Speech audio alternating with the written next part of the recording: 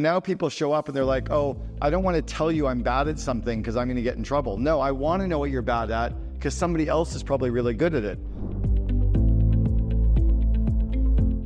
Often the CEO doesn't have to replace themselves because you can delegate everything except genius. So instead of replacing yourself, you get to get more stuff off your plate. So it's about you every 6 months doing an activity inventory and looking to get the stuff off your plate that you're incompetent and competent and just keeping the stuff your excellent, unique ability.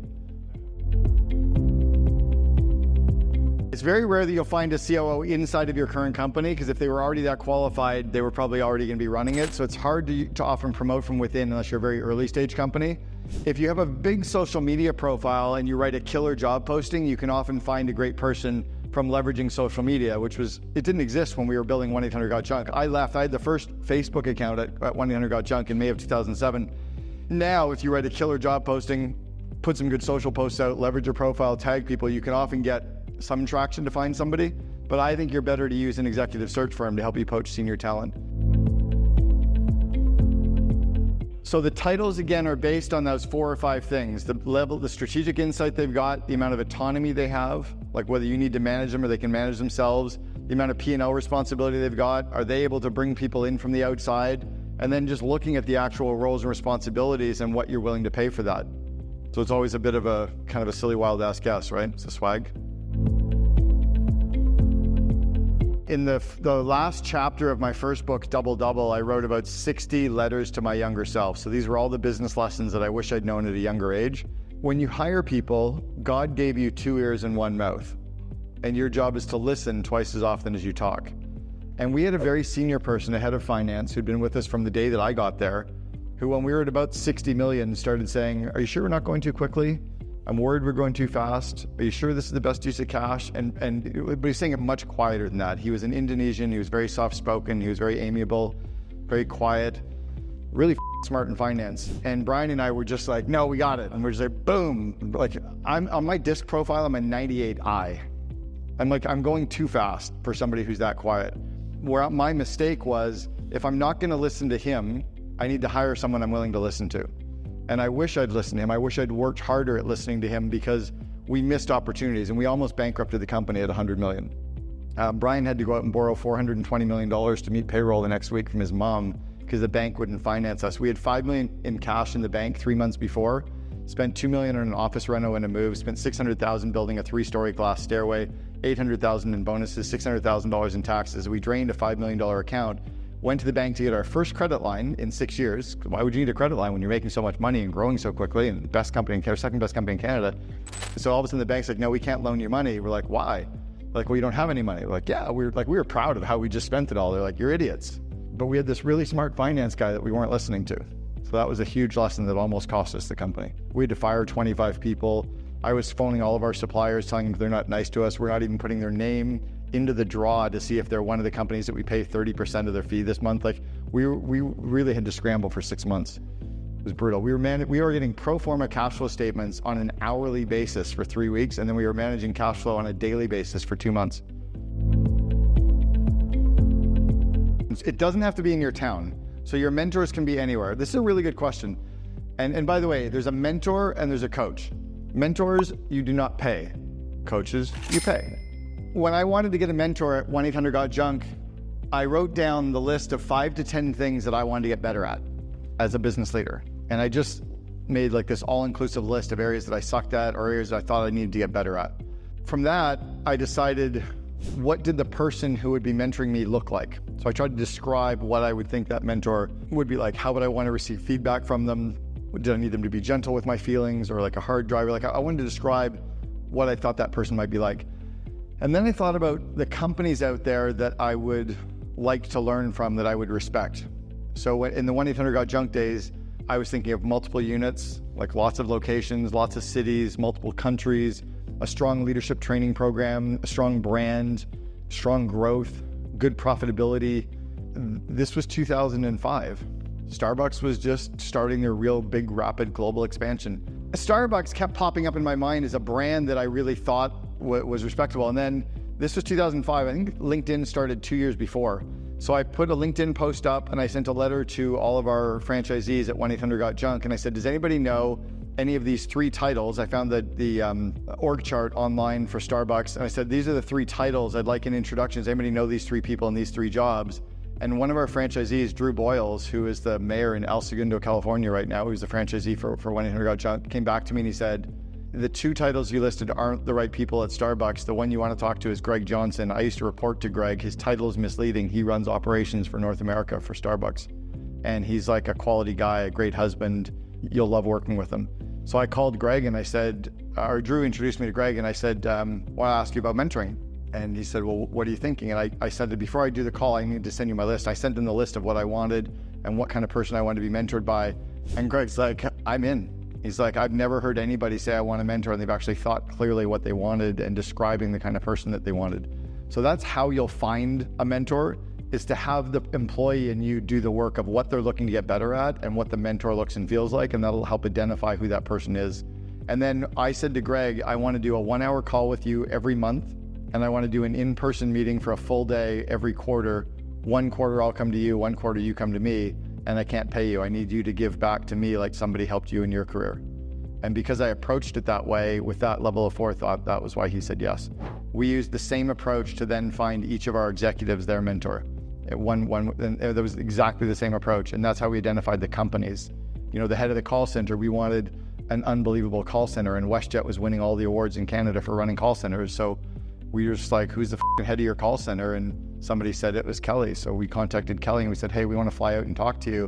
And we were a good brand, so she talked to us. And then we said, hey, can you mentor Shirley? And she goes, I'd love to. Shirley's great. They said, if you want people inside of your company that are really focused on growing their skills, hire people who are really focusing on growing their skills. I'm like, oh, interesting. Hire people that want to grow. Don't try to take somebody who doesn't want to grow and try to grow them. And it reminded me of the quote from Herb Kelleher from Southwest Airlines. And somebody asked him one day, how do you get all your employees to be so happy? He said, we hire happy people. Simple, right? So make it a part of your jobs going forward that you need to prove to us what you're doing to grow. Like, what business books are you reading now? What self-growth are you going through? Like, how are you setting goals? Are you doing training? Are you tracking your macros? Like, what are the stuff that you're doing as a human to become a better human? And then stop hiring humans that don't care about growth. So that's one. The second one is to kind of inspire them. And it can be by showing them the vivid vision of what your company looks like, acts like, and feels like 3 years in the future.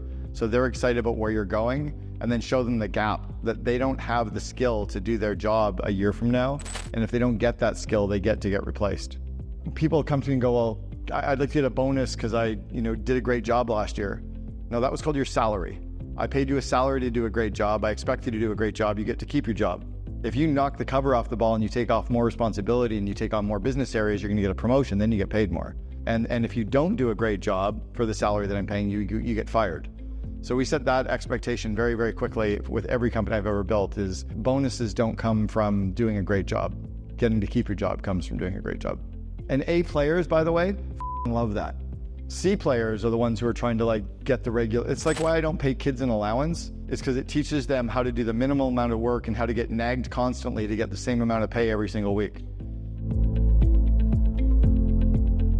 Yeah, same way is to show them the opportunity to get all the stuff off their plate that they're not good at, because people know that they have stuff on their plate that they're not good at, and showing them I'm doing it too. So if you do the activity inventory for you and you show them what you're getting rid of, that empowers them to go, oh, I can suck at stuff too and I can get that off my plate. See, the school system messed us up. The school system said, oh, you're really bad at French, you should get a French tutor. I had a French tutor for 2 years and I still suck at French. Now I don't even like French people. I found this French butter though that has sea salt in it that's amazing, but French people really piss me off because I can't speak their language. And for 2 years I had to go to this woman's house and get tutored in French. What they should have said was, hey, you've been winning speaking competitions all through grade school. We should get you a speaking coach. Nobody ever did that. They told me to get a French tutor. So now people show up and they're like, oh, I don't want to tell you I'm bad at something because I'm going to get in trouble. No, I want to know what you're bad at because somebody else is probably really good at it.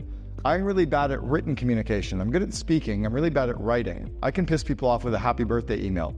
But what I found was this woman who worked for me, Catherine Pittman, was actually a journalist and she was a writer. She went to school for, I don't even know what it's called, but she went to school for writing. And I'd say to her, hey, can you take this memo that I want to send out to the team? Can you oh my God, I get to rewrite your memo? She thought she died and gone to heaven. For me, it was gonna take me a whole week to rewrite 6 paragraphs. So yeah, it's just setting them up for that they're going to get to work on the stuff that gives them energy, the stuff they're really good at, and they get stuff off their plate that they're not good at, because we're trying to build these kind of high performance teams. I'm not sitting here pitching from the stage. There's no back of room offer. There's not like, I'm not sitting, but it is irresponsible of you not to sign up 3 to 5 of your people for the Invest in Your Leaders course. For how little it'll cost you, if you use that promo code, it'll be like $700 per person to give them those 12 skills. So here's what I would do. I would take 3 to 5 of your managers, sign each of them up for the course, so spend $3,500, and then tell them all to do 2 modules next week. All of them do the first 2 modules. And then at the end of the week on Monday, have them do a 5-minute book report over lunch. What did you like about the content? What are you going to use from the content? Week 2, do the next 2 modules. And then on Monday, do a 5-minute book report. What did you like? What are you going to use? Week 3, do the next 2 modules. Do that for 6 weeks until you go through the 6 modules. And then next quarter, have them go through those 12 modules again. You do that for a year with your team, watch what happens to your growth. It'll be huge. And I have like a COO Alliance member has 27 of their managers going through the course right now. Grow them that way. That's the easiest way to do it, is plug them into something. And again, I'm not pitching my stuff. It's irresponsible not to put them through that. If you want interviewing, I would have them read the book Top Grading by Jeff Smart. I would have them read chapter 2 of my book Double Double, which is really good. By the way, when you read business books, you don't have to read them from front to back. It's not 50 Shades of Grey. You don't have to read the whole novel, right? Just read the good stuff. You just read the chapter on people can be valuable, and then find a couple of videos, on interviewing, and then, go ask, your tribe, ask here, does anybody know any people that can do a interviewing training over Zoom and pull that together? You can hobble it together module by module. Those 12 skills are the 12 modules in the course, and they're in the order that you should go through them in. So situational leadership coaching, that's exactly how it's done. And it's me teaching the modules, so it's me on video, it's my written content, it's the pre-test, the post-test, and after they go through all 12, they get a LinkedIn certification badge, which they all feel good about. I didn't brand myself that way. It was the publisher of Forbes magazine, Rich Karlgaard, had seen me speak a number of times, and he was introducing me at a big event. There's a 900-person event of CEOs that I was speaking at, and Rich had seen me speak, I think 3 times at that point. And he came out on stage and, like, embarrassed. I could show you the clip. He said, I'm the best business speaker he's ever seen. And then he kind of laughed and he said, I shouldn't jinx people when I say that, but yeah, he's the best business speaker I've ever seen. And he's seen like all of the leaders that we know in business speak. And then he said, Cameron's kind of like the CEO whisperer. So he gave me that moniker, and it just kind of stuck, and then I used it on the books. So now I'm kind of trying to retitle it as the COO whisperer, but my core purpose, and Simon Sinek helped me write this standing in my kitchen that night, that was why I was gonna tell the story. My core purpose is to help entrepreneurs reverse engineer their visions, right? Help entrepreneurs make their dreams happen is what we wrote that night. The way I do that is with my course, with my speaking, with my COO Alliance, with my books, with my podcast, with my coaching. Everything I do is to help you make your visions come true. It's why like when I'm telling you, like, sign them up for the course or put them into the ops spot, or like, because all I see is banging your heads against the window, and I know that you're gonna go home and keep trying hard, and it's not that hard. It's really not that hard. It's like, the secrets on real estate, the stuff that you could, like, what I need to learn about real estate, you guys would laugh at how little I know and how many stupid mistakes I would make. You need to learn the same about operating a company, and then watch what happens. It gets crazy profitable, and it gets easy. You're not frustrated. A CEO who I coached for a couple of years, Jason Hennessy, and he's a big expert in SEO, and his company was doing so well, and he said in a call, he goes, I have nothing to do right now because the company's really growing at like 120 employees, everything's kind of humming along. He goes, I feel like I need to go break some just so I have something to work on. I'm like, stop, don't break some like stop. Step back and identify who are your emerging leaders. How can you grow them? Who is the team? How can you collaborate? How can you get strategic so that you can kind of go out and look where you're going and come back and show them? How can you spend more time in mastermind communities outside of your industry? Like, you should go to Baby Bathwater, you should go to Strategic Coach, you should go to Genius Network, you should be plugged into 3 or 4 other mastermind communities in addition to this, so that you see and then it's ideas having sex. You take an idea from here, an idea from there, an idea from there, and it's like a little idea baby happens. The CEO's job is to think about culture and vision and strategy and people, and not get into the day-to-day. And the other one is to learn how to run skip-level meetings, so you can skip over your direct reports and meet with their teams to ask questions and listen, or to give ideas and listen and not to engage. And there's a huge skill around running a proper skip level meeting, because CEOs can really f up their company when they go meet with people and they say, oh, that's a good idea, we should do that. No, just say, that's an interesting idea, thank you for that idea. But don't tell them it's good or bad.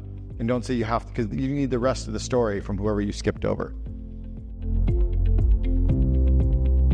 So the two things you can do so that the COO doesn't have to get replaced, or a senior person doesn't have to get replaced, is you have to grow their skills and confidence and network at the same pace that the organization is growing. Let's say that you have a COO running a 5-person or $5 million company. They can run it at 10, they can run it at 20, but when they're trying to run it at 40, it's just really hard, right? So look at like how many employees are they managing? What kind of meetings are they running? What skills do they need to run that company? You probably don't have those skills because it's the biggest thing you've ever run, right? It keeps getting to be every day, it's the biggest thing we've ever done.